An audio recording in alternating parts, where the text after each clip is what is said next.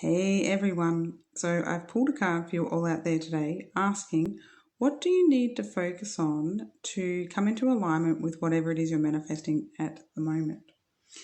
And this card, the Nine of Pentacles, indicates that you have been working towards your goals.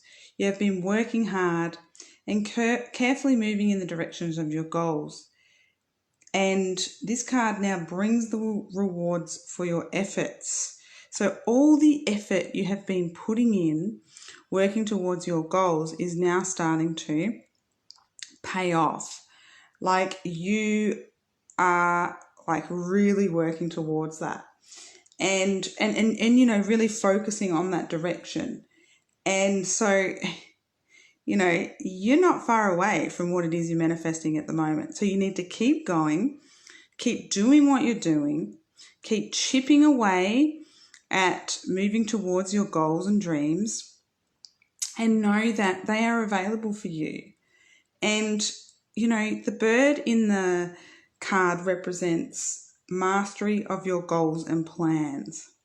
So keep going, keep focusing on what you're manifesting, keep moving towards it, because you're going to master it. Alrighty, see ya.